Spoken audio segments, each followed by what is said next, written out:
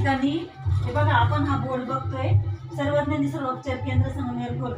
हे गाव आमच्या 5,000 लोकसंख्येचं आहे, परंतु या गावामध्ये कोणत्याही इथून मागे कोणी हे सेंटर काढलं नाही. कारण अलका शिंदे यांनी या गावामध्ये काय पाहिजे हे जाणून घेतलं.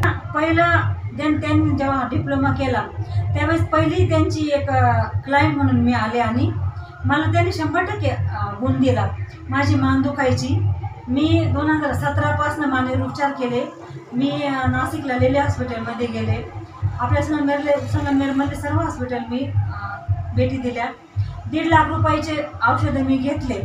1.5 लाखाने कोणता गुण आला नाही, परंतु अलका शिंदेंना वाटलं की यांच्यामध्ये काय कमी, ते जाणून घेतलं की यांना काय पाहिजे. त्यांनी मला मानसिक संतुलन दिलं का तुम्हाला कोणत्याही प्रकारचा आजार नाही.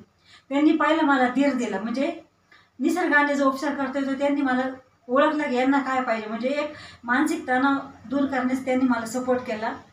आणि मी आहे असं बोललं की बघा, आपण म्हणतो मी आहे ना, तू काळजी करू नको, असं जर आपण एखाद्याला बोललं तरी तो माणूस पूर्ण आनंदी होतो. म्हणजे आधार देण्याचं मला त्यांनी काम केलं. मी आहे. नंतर दुसऱ्या दिवशी त्यांनी मला बोलवलं, मला बॉडी मसाज केला, नंतर माझे प्रेशर पॉईंट दाबले, नंतर हाडांची सेटिंग केली, पूर्ण मानेची सेटिंग केली, पूर्ण केसापासून ते नाकापर्यंत ज्या ट्रीटमेंट आहे त्यांनी मला दिल्या.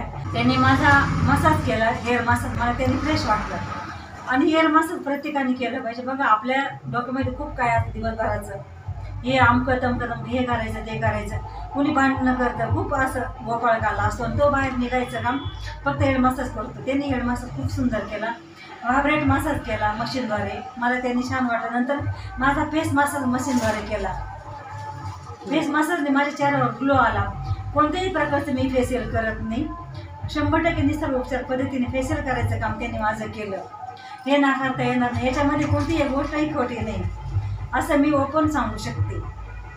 त्याच्यानंतर मला त्यांनी पूर्ण 100% क्लिअर करून एक मला आधार देऊन मलाही वाटलं की यांना आपण छान प्रेरणा दिली पाहिजे, यांच्याविषयी छान बोललं पाहिजे, म्हणून मी या सेंटरला पुन्हा आले आणि मला वाटलं ते मी बोलून टाकलं, यांच्याविषयी चांगल्या भावना व्यक्त करून टाकल्या. धन्यवाद मॅडम. धन्यवाद.